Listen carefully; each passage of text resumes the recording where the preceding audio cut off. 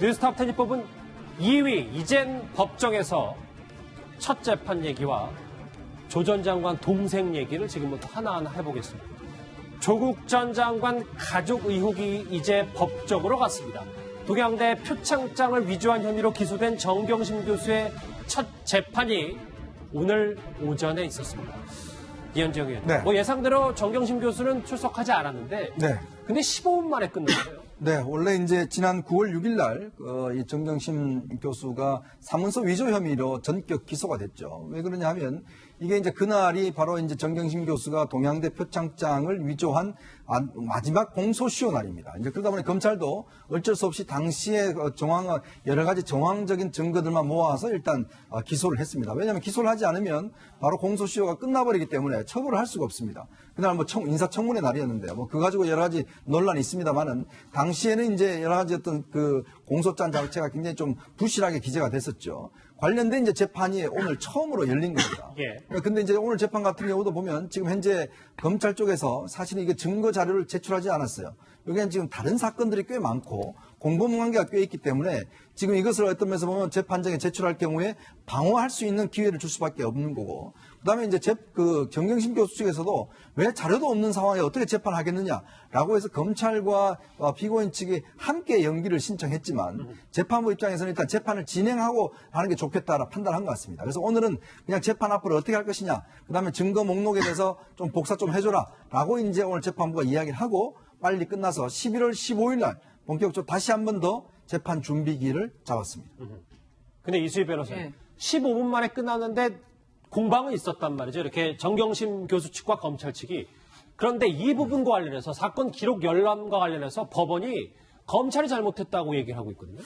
그러니까 잘못했다라기보다 저길 이제 그 피고인이 자기 사건의 기록을 열람이라는 게 본다는 거예요. 근데 보는 것뿐만 아니라 등사를 해와야 돼요. 그래서 그 변호사가 열심히 봐야 될 거 아니에요, 기록을. 그래서 이 증거는 증거로 써도 좋고 이 증거는 증거로 쓰면 안 되겠다 이런 판단을 해야 되는데 그 증거 기록이 열람도 못하고 등사도 지금 못하는 상황이 되니까 그거는 뭐 재판부 입장에서는 당연히 검찰에다가 언제까지 열람하고 등사할 수 있게 해주겠느냐라고 물어본 거예요. 그러니까 뭐 피고인 측에 손을 들어줬다기보다는 왜 그 등사가 열람이나 등사가 안 됐느냐? 뭐 검찰에서 아직 그 관련 수사들이 있어서 종결이 안 돼서 못 보여준다. 열람이 안 된다. 그러니까 재판부는 그럼 언제까지 가능하겠느냐? 그걸 2주 안에 언제까지 열람 등사를 해줄 수 있는지 밝혀라라고 한 게 오늘 재판의 내용인데요. 지금 시청하시는 분들이 이게 뭔 얘기인가 할 거예요. 형사사건 안 해보신 분들은, 그러니까 법정 안 가보시면 자기가 당하지 않으면 알 수가 없는데 공소장은 공소장 하나만 법원에다가 내고 그러면 그 공소장을 법원에서 피고인한테 송달을 해줘요. 한마디로 붙여줘요, 등기로. 그렇죠. 그러면은 검찰에서는 이 사람을 수사하면서 기록을 갖고 있을 거 아니에요. 그 기록 안에 법원에서 유죄를 입증하기 위한 증거들이 또 따로 있어요. 그거를 목록을 만들어요. 그러면 이 증거 목록과 그에 따른 기록을 피고인은 첫 재판 전에 이걸 등사하게 해달라고 요구할 수 있는 권리가 있어요. 그러면 보통 등사를 해주죠. 그런데 지금 이 정경심 피고인의 경우에는 관련 사건들이 너무 많고 이게 수사에도 불성실했었기 때문에 검찰에서 아직은 못 보여준다고 했던 거예요. 자, 그런데 이제 본격적으로 법리 다툼이 시작이 되면서 정경심 교수 측의 변호인단의 면면도 하나씩 드러나고 있는데, 그런데 구재항 차장. 네. 뭐 이제 인물 하나씩은 뭐 화면에 보시면 알 수 있는데 제목 그대로 전직 대통령 재판보다 변호인단의 인원이 더 많다 그래서 좀 얘기가 많은 것 같아요. 그렇습니다. 이 이명박 전 대통령도 지금 재판을 받고 있는데요. 이 전 대통령을 변호하고 있는 변호인단이 총 13명이라고 합니다. 그러니까 1심 때는 10명이었다가 이제 항소심 재판하면서 3명이 추가돼서 13명이고, 이 박근혜 전 대통령의 경우에는 초창기에는 이제 유영하 변호사를 비롯해서 7명이 변호를 하다가 이 구속이 이제 재연장이 되면서 다 사퇴하고 국선 변호인이 1심 때는 5명, 2심 때는 3명이 변호를 했는데, 이 정경심 교수의 경우에는 이틀 전까지만 해도 14명의 변호인단이 선임이 돼서 이 변호를 하다가 최근에는 다시 4명이 추가가 돼서 18명으로 어떻게 보면 전직 대통령들보다 훨씬 더 많은 변호인단이 꾸려졌다라고 해서 이제 화제가 되고 있습니다. 예. 그래서 지금 화면에 보시면 이렇게 최근에 다시 이 정경심 교수 변호인단으로 합류한 분들의 몇 명이 좀 화려합니다. 예. 이 김칠준 변호사가 이 첫 재판을 앞두고 추가로 선임이 됐는데 이 김 변호사의 경우에는 이석기 내란음모 사건의 공동 변호인 단장을 맡았었고요. 예. 이 최근 화제가 되고 있는 화성 연쇄살인 이 8차 사건 이 윤모 씨의 이 재심 변호를 맡고 있기도 합니다. 또 홍기채 변호사의 경우에는 손석희 그 JTBC 사장의 이 폭행 사건을 변호하기도 했었고요. 또 지금 이 변호인단을 이끌고 있는 이인걸 변호사는 이 청와대 특별감찰반장 출신입니다. 그러니까 민정수석, 조국 민정수석 때 이제 호흡을 같이 했던 이 변호사고요. 또 이재명 경기지사의 1, 2심 변호를 맡았던 이 김종근 변호사도 예. 이 정경심 교수의 이 변호인단에 이 합류를 했다고 합니다. 이 변호인단의 면면으로 보면 뭐 거의 전직 대통령급 이상의 이 변호를 받고 있다. 이런 평가가 나올 만한 이 호화 이 변호인단이다 이렇게 볼 수 있을 것 같습니다. 기침 범인 저예요. 죄송합니다, 여러분. 근데 이수희 변호사님. 예. 이게 뭐 변호인단을 뭐 변호사를 많이 선임할 수 있죠. 근데 예. 이 선임료를 두고도 꽤 상당히 많이 나올 것이다. 그럼 이걸 도대체 또 누가 하며 어떻게 하면 말들이 많더라고요. 저는 개인적으로 저 돈을 주고 선임한 것일까라는 생각을 합니다. 왜냐하면 면면들이 보면 그 좀 시국 사건이라고 할까요? 뭐 이런 그 특정 사건들에 그 관여했던 변호사들이라서 이런 경우면은 뭐 본인이 자진해서 한다고 했을 수도 있고 뭐 마트 좀 같이 해줬으면 좋겠다라고 할 때도 뭐 그 좀 실비 정도로 참여하는 경우들도 왕왕 있거든요. 그래서 이게 그냥 그야말로 이제 일반 사람들이 사선 변호사를 선임할 때 나가는 그 정도의 비용이 나갔을까라는 생각이 듭니다. 하지만 이인걸 변호사의 경우에는 지금 검찰 단계를 지금 책임지고 있는 것 같은데 예. 이인걸 변호사의 경우에는 뭐 직접 이제 검찰에도 출석하고 이전에 이력이 검찰 출신의 또 청와대 민정수석실에도 있었고 하면은 상당한 수임료를 줬을 것 같아요. 들었을 것 같고. 근데 다른 경우에 그다음에 변호사가 18명이라 그러면 참 재판부도 머리가 아파요. 그 18명이 다 참석하면 그 자리를 다 의자를 마련을 해줘야 되는 거거든요. 그런데 보통의 경우에 선임계만 내고 그 법정에 출석하는 분은 또 그 숫자가 아니고요. 그리고 또 정말 기록들을 다 읽으면서 실질적으로 변호하느냐도 또 다른 거예요. 그래서 이 또 변호사들 안에서 뭐 역할 분담들이 있을 텐데, 그러니까 저는 개인적으로 돈을 그렇게 많이 주면서 선임하지는 않았겠다는 생각이 하나 짧게 더요. 그러니까 이 초대형 변호인단이 이례적인 건 맞는 거죠? 그렇죠. 이 사문서 위조 사건 하나 가지고 누가 이렇게 18명이나 변호인단을 마련하겠습니까? 그런데 다른 사건들이 있고 그 사건이 이 재판부로 같이 와서 재판이 진행될 가능성이 높으니까 다른 사건들까지 또 병합이 됐을 때 그때는 또 뭐 변호사가 더 늘어날지 아니면 병합되는 다른 사건들을 다 감안해서 변호사를 이렇게 많이 좀 모았는지 그거는 좀 봐야 될 것 같습니다. 자, 그런데요. 이 추가 선임된 정경심 교수 측 김칠준 변호사는 첫 재판 직후 쏟아지는 취재진의 질문에 피의자의 인권을 언급했습니다. 같이 들어보실까요?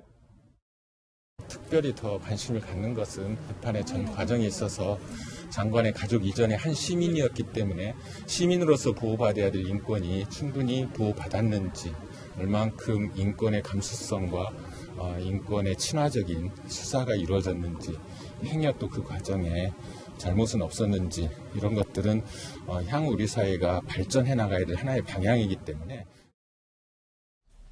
근데 윤정원 교수님 있잖아요. 그러니까 조 전 장관이 사퇴 전에도 이제 인륜의 문제를 좀 얘기를 해서, 근데 전 장관 부인이기 전에 한 사람이 시민이라면서 인권을 강조한 의미를 우리는 어떻게 해석을 해야 될까요? 그래서 제가 봤을 때는 어제 이제 첫 재판이었지 않습니까? 굳이 저런 얘기를 할 필요가 오늘 있었을까? 첫 재판입니다. 오늘, 예. 굳이 저런 얘기를 할 필요가 있었을까 좀 싶어요. 앞으로 이제 그 재판 과정에 좀 성실히 임하겠다. 뭐 이런 정도면 좀 충분했을 텐데 어쨌든 좀 변호인은 의뢰자 입장에서 최대한 재판을 유리하게 이제 끌어가야 되는 게 이제 임무지 않습니까? 그리고 이번에 이제 조국 전 장관 수사를 둘러싸고 어쨌든 간에 이제 검찰개혁 사법서비스 개선 요 두 가지 이슈에 대해서 전 국민들이 관심을 이제 많이 갖고 있는 이슈잖아요. 그리고 또 인권 이제 조사와 관련해서는 검찰 안에서도 이제 그동안 많은 이제 문제 제기가 있었단 말이죠. 그래서 심야 조사를 폐지하고 또 포토라인을 설정한 이제 공개 출두 이런 거를 자제하겠다. 이제 없애도록 하겠다. 최소한의 범위에서 이런 것을 이제 검찰 스스로 밝히고 있단 말이에요. 그러니까 이제 그 변호인 입장에서는 검찰 안에서도 인권 수사와 관련된 자체적인 어떤 계약안들이 쏟아져 나오고 있기 때문에 그 부분을 이제 고리로 해서 방어를 하겠다. 그게 가장 효과적이지 않겠나. 지금 시점에서 그렇게 전략을 짜고 있는 것으로 그렇게 보면 될 것 같습니다. 하면 다시 한번 보시면 이제 피의자 인권을 오늘 정경심 교수 측이 강조를 했는데 사실 취재진 기자들이 제일 궁금한 건 정경심 교수의 지금 현 건강 상태인데 그거에 대해서는 지금 말씀드리기 어렵다 이렇게 오늘 얘기를 했습니다. 그러니까 건강 상태에 대해서도 변호인 측이 이렇다 할 말이 없기 때문에요. 오늘 정 교수가 검찰에 제출한 입원 확인서에 병명이 이 뇌경색이나 뇌종양이 아닌 뇌수막염이었다는 보도까지 나왔습니다. 먼저 관련 목소리부터 듣고 오겠습니다. 사실 정경심 교수의 건강이 좋지 않습니다. 며칠 전에 뇌경색과 뇌종양 진단을 받았어요. 저희 어머니 건강 상태가 좀 많이 안 좋습니다. 예전에 대형 사고 후유증으로 항상 힘들어 하셨었는데 최근에 좀 이번 일로 악화가 된 상황이어서 이게 진단서 하나 내면 될 일을 이게 좀 논쟁이 소모적으로 가는 것도 있는데 오늘 한 보도를 보면 이현정 의원 네. 병명이 뇌종양이 아니라 뇌수막염 이 좀 병의 증세 자체가 좀 격차가 있는 거 아닙니까? 뇌수막염. 다르죠. 일단 뇌종양과 뇌수막염 같은 경우는 뭐 뇌의 감기다. 그래서 뭐 바이러스가 침투를 한 것인데 뭐 그냥 또 낫기도 하는 것이고 그렇게 큰 중한 병은 아니라는 것이고요. 그 뇌종양도 여러 가지 종류가 있다고 합니다. 실제로 이제 뭐 뇌종양 같은 경우는 굉장히 어떤 면에서 뭐 빨리 수술해야 되는 뇌종양이 있는 반면에 또 어떤 면에서 그냥 관리만 하는 그런 뇌종양도 있다고 그래요. 그리고 뇌경색 같은 경우는 심할 경우는 바로 입원을 해야 된다고 합니다.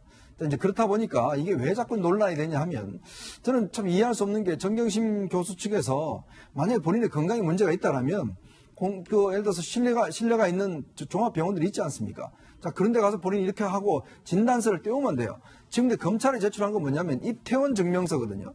그러니까 이런 증세로 이제 입퇴원을 했다는 것인데 거기에 보면 또 어느 기관인지 어느 병원인지 누구 의사인지 이게 다 또 가리고 제출했단 말이에요. 그러다 보니까 검찰 쪽에서는 아니 이거 지금 뭐 이거 뭐냐 이거 우리 공식 이거를 인정할 수 없다라고 이야기를 하고 왜 이 문제를 처음에 주진우 씨가 거론하느냐가 또 문제예요. 왜냐하면 아시겠지만 주진우 씨가 얼마 전에 조국 전 장관과 함께 이제 여기 그 화랑에 가서 직접 이제 뭐 이 밥을 먹고 하는 장면이 나왔지 않습니까?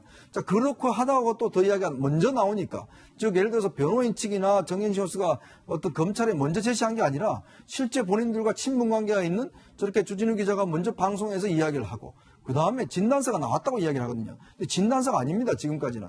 다 지금은 입퇴원 증명서예요. 아직 그 뇌종양 관련 진단서가 검찰에 제출되진 않았는 그렇습니다. 것 같고요. 그러다 보니까 검찰 쪽도 제발 제대로 된 좀 서류를 내라라고 이야기를 하는 것이고 정경심 측은 곧 내겠다라고 이야기하는데 아직까지 내지는 않았어요.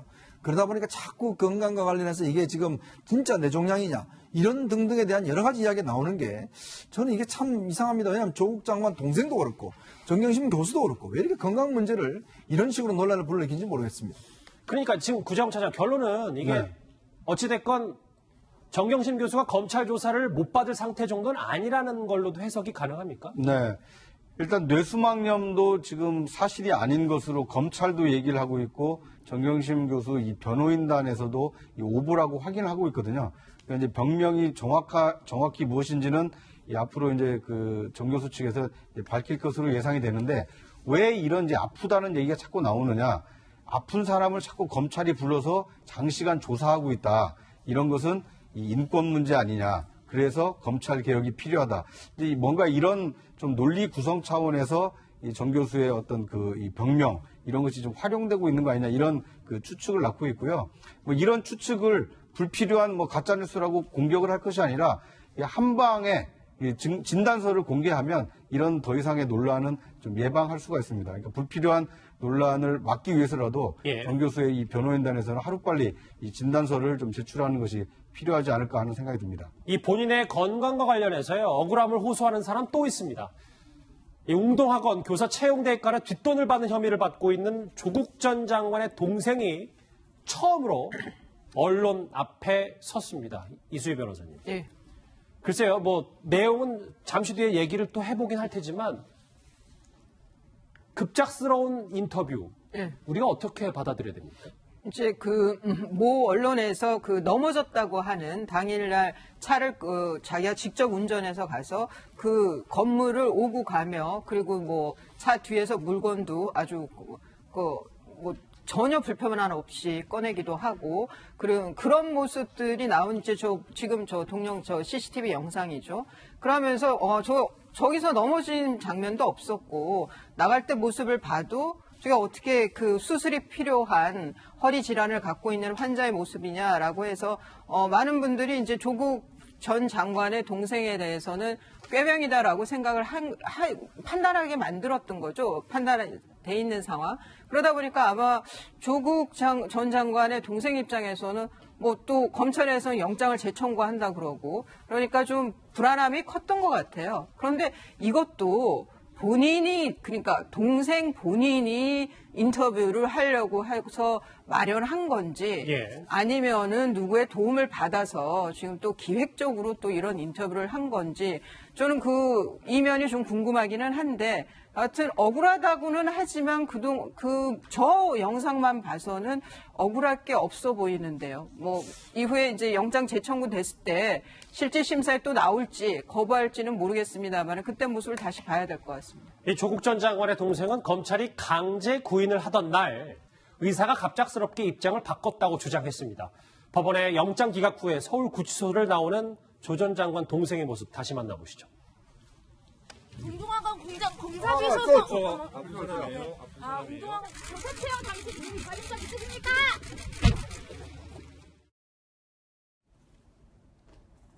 병원이 입장이 바뀌었다고 주장하는 게 있고요, 위원장. 네. 그리고 오늘 언론 인터뷰에 의사가 입장이 바뀌었다는 것 하나, 그리고 본인은 뒷돈을 받았을 때 내가 아니라 후배가 제안했다라는 얘기 두 가지가 핵심이더라고요. 자, 지금 보시면 왜 이런 주장들을 갑작스럽게 언론 인터뷰 통해서 할까라는 의심을 좀 가져봅니다. 왜 그러냐면 지금 영장 기각된 상황에서 지금 다시 영장을 재청구하겠다고 하는 시점 아니겠습니까? 그렇다면 이 지금 조국 장관 동생이 받고 있는 핵심적인 혐의가 결국 이제 그 교사 채용 그 대상자로부터 2억 원을 받은 혐의가 있습니다. 그 중간에 중개해 준 사람이 있고요. 그 다음에 이제 본인이 영장 기각할 때 중요한 사유가 몸이 아파서 디스크를 수술해야 돼서 이런 혐의가 있습니다. 그러니까 이 결정적인 이제 두 가지에 대해서 본인이 해명을 하는 것인데 지난번 이제 그 실질 심사가 10월 8일 날 있을 예정이었거든요. 근데 지금 그날 당일 날 본인이 수술을 해야 된다고 이야기를 한 거예요.